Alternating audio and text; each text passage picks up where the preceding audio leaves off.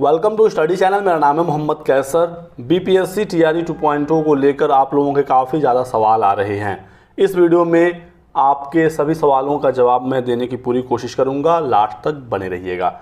ऐसे सवाल जिसका आंसर इस समय 100% क्लियर है वो तो आपको बताऊंगा ही, लेकिन कुछ ऐसे क्वेश्चन हैं जिसके लिए आपको ऑफिशियल नोटिफिकेशन का इंतज़ार करना होगा। ठीक है, तो अभी कंफ्यूज मत होइए, परेशान मत होइए, थोड़ा सा वेट करिए। ज़्यादा समय है नहीं, बहुत ही जल्द ऑफिशियल नोटिफिकेशन आ जाएगा। 3 नवंबर से फॉर्म भरने शुरू हो जाएंगे, तो ज़्यादा समय है नहीं फॉर्म भरने के लिए। ठीक है, 3 नवंबर से 14 नवंबर तक मौका मिलेगा फॉर्म भरने के लिए। उसके बाद एग्ज़ाम आपका दिसंबर में होगा। 7 से 10 दिसंबर के बीच में आपकी परीक्षा कराई जाएगी। इसकी तैयारी हो रही है और मान कर चलना कि दिसंबर में ही आपका एग्ज़ाम होना है। लास्ट डेट में हो सकता है एक आध बार बढ़ोतरी देखने को मिल जाए। ठीक है, किन किन विषयों की भर्ती है ये कंफर्म हो गया है। अभी फ़िलहाल जो अधियाचन भेजा गया है बीपीएससी के पास वो 70,000 के आसपास अधियाचन है, जिसमें 31,982 6 to 8 के पद हैं। ठीक है, 18,880 9-10 के पद हैं और 18,830 11वीं 12वीं के पद हैं। तो 11वीं 12वीं और 9वीं 10वीं माध्यमिक उच्च माध्यमिक के वो सभी पद जो वर्तमान भर्ती वाले खाली रहेंगे वो आने वाली भर्ती में जोड़ दिया जाएगा। तो यहाँ पर पदों की संख्या में अभी बहुत ही ज़्यादा बढ़ोतरी होगी। कम से कम 40,000 और पद इसमें जुड़ेंगे 9वीं 10वीं 11वीं 12वीं में। ठीक है, और 6 to 8 का तो कंफर्म है 31,982। इसमें ना कुछ घटना है ना कुछ बढ़ना है। तो टोटल फिलहाल 70,000 फ्रेश अधियाचन है, 40,000 और आप मानकर चलिए 1,10,000 के आसपास पदों पर भर्ती ये हो रही है।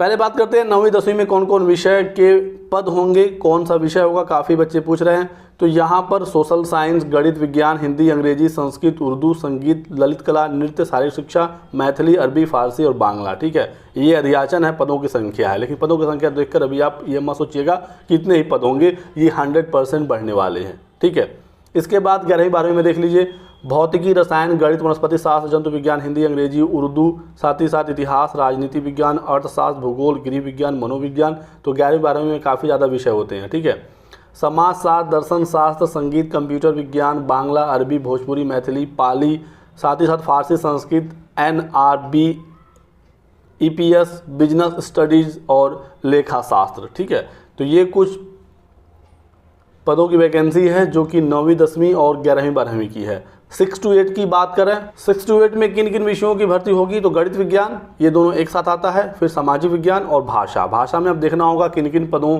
पर भर्ती आती है। ठीक है, भाषा में हिंदी अंग्रेजी के अलावा और भी कुछ पद जरूर होंगे, बांग्ला, उर्दू, संस्कृत वगैरह के। तो ये चीज़ें नोटिफिकेशन के साथ क्लियर होंगी। ठीक है, बाकी 6 to 8 को लेकर काफ़ी आप लोगों के डाउट आ रहे हैं कि कौन कौन एलिजिबल है, कौन कौन फॉर्म भर सकता है। देखिए दोस्तों, अभी आप इंतज़ार करिए ऑफिशियल नोटिफिकेशन का। ठीक है, जो पहले एक नियमावली थी उसके आधार पर तो BA, BSc, BCom, BTech, BBA, BCA सबको मौका मिल रहा था। जिस प्रकार से उसमें बताया गया था, यहाँ पर साफ साफ था कि यदि आपने हिंदी पढ़ा है तो आप हिंदी से आवेदन कर सकते हैं। सिर्फ 1 वर्ष पढ़ा है तो भी, अंग्रेजी पढ़ा है 1 वर्ष आपने तो अंग्रेजी भाषा से आवेदन कर सकते हैं, या जिस भी भाषा का विज्ञापन आता है। ठीक है, तो आपने अपने ग्रेजुएशन में वो भाषा 1 साल तक पढ़ा है, 2 साल पढ़ा है, 3 साल पढ़ा है तो और बेहतर है, लेकिन कम से कम आपने 1 साल भी पढ़ा है तो भी आप 6 to 8 के लिए एलिजिबल हो जाते हैं। ठीक है, तो ये था। और यहाँ पर स्नातक स्तर बताया गया था। तो अब जो सितंबर वाला एक नया नियमावली वायरल हो रहा है उसमें सीधे सीधे BA कहा गया है और 6 to 8 के लिए साफ साफ BSc कहा गया है। यानी कि ऐसे में छात्र परेशान है कि क्या BTech वालों को मौका नहीं मिलेगा। तो इसीलिए मैं कह रहा हूँ कि आप ऑफिशियल नोटिफिकेशन का इंतज़ार करिए, अभी परेशान मत होइए, मौका मिल सकता है तो अभी टेंशन लेने की ज़रूरत नहीं है। ठीक है, यहाँ पर तो साफ साफ बताया गया था, ये पहले वाली नियमावली है कि 6 to 8 के लिए गणित एवं विज्ञान विषय के लिए यदि आपने स्नातक स्तर पर इन चारों में से कोई भी 2 विषय पढ़ा है तो आप आवेदन कर सकते हैं। गणित, भौतिकी, रसायन विज्ञान और जीव विज्ञान। ठीक है, इन चारों में से कोई भी 2 आपने पढ़ा हो तो आप आवेदन कर सकते हैं। यहाँ पर स्नातक कहा था, कोई भी बाध्यता नहीं थी BSc की। ठीक है, BTech किया है आपने तो भी यदि आपने इन विषयों में से 2 विषय पढ़ा है तो आप एलिजिबल रहेंगे। ठीक है, ऐसे ही सामाजिक विज्ञान के लिए इतने पूरे विषय की लिस्ट है, इसमें से कोई भी 2 विषय आपने पढ़ा हो अपने ग्रेजुएशन में। ठीक है, ग्रेजुएशन की बात होगी हमेशा जब भी 6 to 8 की बात होगी। DLED में आपके कुछ भी रहा हो उसके सब्जेक्ट कॉम्बिनेशन से कोई भी मतलब नहीं है। काफ़ी स्टूडेंट का ये भी कमेंट आ रहा था। बीएड में आपने क्या पढ़ा है, डीएलएड में आपने क्या पढ़ा है, 10वीं में क्या पढ़ा है, 12वीं में क्या पढ़ा है, उससे कोई भी संबंध नहीं है। आपका ग्रेजुएशन का सब्जेक्ट देखा जाएगा। सीटेट पेपर 2 अब पास होने चाहिए तो आप एलिजिबल रहेंगे, ठीक है। और सीटेट पेपर 2 में जो विषय आप चुनते हैं, मैथ साइंस या सोशल साइंस, वो आप ग्रेजुएशन के आधार पर ही चुनते हैं। वो तो आपने चुनकर एग्जाम दे लिया होगा, बस आपका ग्रेजुएशन में वो सब्जेक्ट 1 साल तक पढ़ा है तो आप एलिजिबल है 6 to 8 में। ये कोई टीजीटी पीजीटी की भर्ती नहीं है कि 2 साल 3 साल मांगा जाएगा, ठीक है। योग्यता की बात करें तो ग्रेजुएशन और डीएलएड वाले एलिजिबल हैं, ग्रेजुएशन और बीएड वाले एलिजिबल हैं, 12th प्लस बीएलएड वाले भी एलिजिबल हैं। साथ ही साथ जो इंटीग्रेटेड कोर्स होता है, बीए एजुकेशन, बीएससी एजुकेशन, ये लोग भी एलिजिबल रहेंगे। तो एलिजिबिलिटी को लेकर कोई टेंशन नहीं है, बस आप सीटेट पेपर 2 पास होने चाहिए। अपीयरिंग की बात करें तो अपीयरिंग में मौका जरूर मिलेगा यदि सीटेट अगला होता है फॉर्म भरने की लास्ट डेट तक। यदि सीटेट का नोटिफिकेशन आ जाए तो आपको मौका मिल जाएगा। यदि सीटेट हो ही ना दिसंबर वाला तो फिर हम और आप क्या कर सकते हैं, ठीक है। हालांकि हमारी तरफ से ये मांग हमेशा उठाई जाएगी कि सीटेट अपीयरिंग को मौका मिले, क्योंकि बीटेट आप करवा नहीं रहे हैं। सीटेट पेपर 2 पास छात्रों की संख्या काफ़ी कम है। अभी जो हाल ही में अगस्त में एग्ज़ाम हुआ था, 20 अगस्त को 1 लाख बच्चे पास हुए थे सीटेट पेपर 2। पूरे देश मिलाकर लगभग 1 लाख ही छात्र पेपर 2 पास कर पाए थे। तो सीटेट अपीयरिंग को मौका जरूर मिलेगा यदि सीबीएसई इसका नोटिफिकेशन जल्द जारी कर दे। साथ ही साथ बीएड अपीयरिंग और डीएलएड अपीयरिंग सबको पिछली बार मौका मिला था, इस बार भी मौका मिलना चाहिए। पिछली बार 24, 25 और 26 अगस्त को एग्जाम था और नोटिफिकेशन में मेंशन था कि 31 अगस्त तक यदि आपकी परीक्षा हो जाती है तो आप इसमें एलिजिबल रहें। डॉक्यूमेंट वेरिफिकेशन तक आपका रिजल्ट आ जाना चाहिए ताकि आप डीवी में उसे प्रस्तुत कर सकें। तो ये बात आपने समझा, सब्जेक्ट कॉम्बिनेशन जैसा कुछ नहीं है। 6 to 8 में यदि आपने वो विषय ग्रेजुएशन में 1 साल भी पढ़ा है तो आप एलिजिबल रहेंगे। सामाजिक विज्ञान में इतिहास, भूगोल, राजनीति शास्त्र, दर्शन शास्त्र, अर्थशास्त्र, वाणिज्य, मनोविज्ञान, समाजशास्त्र, गृह विज्ञान, इनमें से कोई भी 2 विषय यदि आपने ग्रेजुएशन में पढ़ा है तो आप एलिजिबल हो जाएंगे सामाजिक विज्ञान से। यहाँ पर ये नहीं कहा है कि आपका बीए ही होना चाहिए, यहाँ पर ये 2 विषय कोई भी आपने पढ़ा है बीए में, बीकॉम में, तो आप एलिजिबल हैं।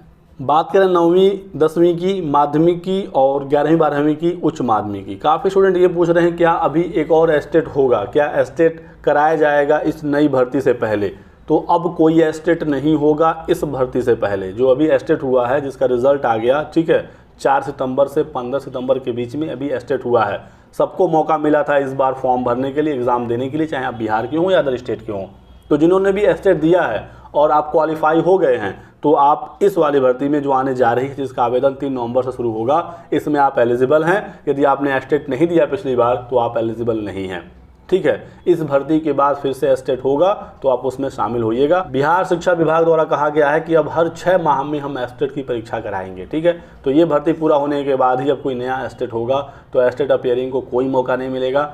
इस भर्ती के लिए एस्टेट ऑलरेडी हो चुका है। मैंने कई बार कहा कि आप लोग एस्टेट का एग्ज़ाम दे लीजिए यदि आप बिहार में शिक्षक बनना चाहते हैं, क्योंकि अभी जो वर्तमान में भर्ती हुई है उससे पहले कोई एस्टेट नहीं हुआ था। जो पुराने वाले एस्टेट थे 2019 वाले या उसके पहले वाले, उन्हीं को मौका मिला था। इसी वजह से काफ़ी सीटें, 40-50 हज़ार सीटें खाली हो गई हैं। 90,000 टोटल सीटें थी माध्यमिक और उच्च माध्यमिक में, तो वो सब सीटें इस बार जुड़ रही हैं। इस बार सभी सीटें भर जाएंगी और इस बार भी ज़्यादा कंपटीशन नहीं रहेगा। पहले से बढ़ेगा लेकिन बहुत ज़्यादा नहीं रहेगा। इसके बाद काफ़ी ज़्यादा कंपटीशन बढ़ जाएगा, क्योंकि इसी बार अब सारी सीटें फुल हो जाएंगी।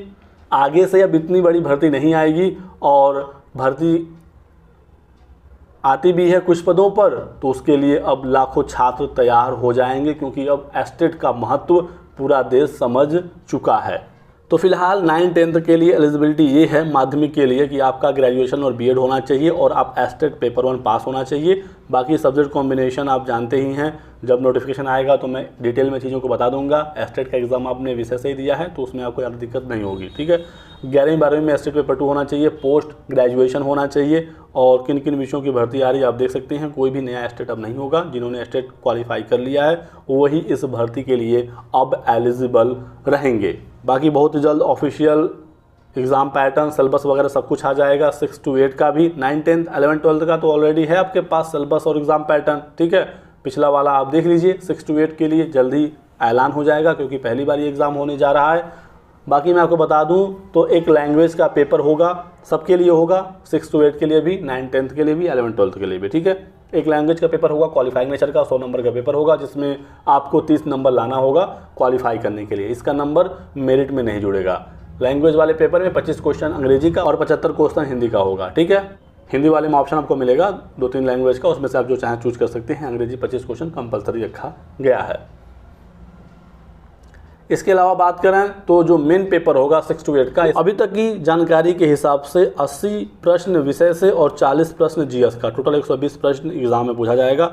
ये जो 80 प्रश्न है ये आप जिस विषय से आवेदन करेंगे उससे देखने को मिलेगा। जैसे कि यदि आप मैथ से आवेदन करते हैं तो 40 क्वेश्चन मैथ का और 40 क्वेश्चन साइंस का, ठीक है। मैथ साइंस एक ही साथ होगा, ये अलग अलग नहीं होता है, कहने का मतलब ये है। और किसी भी भाषा से आप आवेदन करते हैं तो स्पेशल भाषा का टोटल 80 प्रश्न होगा और 40 नंबर में आपका पूरा इसमें जीएस होगा, मैथ, रीजनिंग वगैरह सब कुछ इसमें होगा। जैसा प्राइमरी वाला पेपर हुआ है आप उसको मान लीजिए, जो प्राइमरी का जीएस पेपर हुआ है वो टोटल आपका इस 40 नंबर में आएगा। तो यही कुछ आप लोगों के डाउट थे, मैंने कोशिश की यहाँ पर आपके डाउट को क्लियर करने की। इसके अलावा जो भी आपके सवाल हैं लिखिए कमेंट सेक्शन में, पूरी कोशिश की जाएगी आपके सभी सवालों का जवाब देने का। वीडियो पसंद आया तो लाइक और शेयर करिए, चैनल को सब्सक्राइब कर लीजिए और हमारे साथ बने रहिए। Thanks for watching.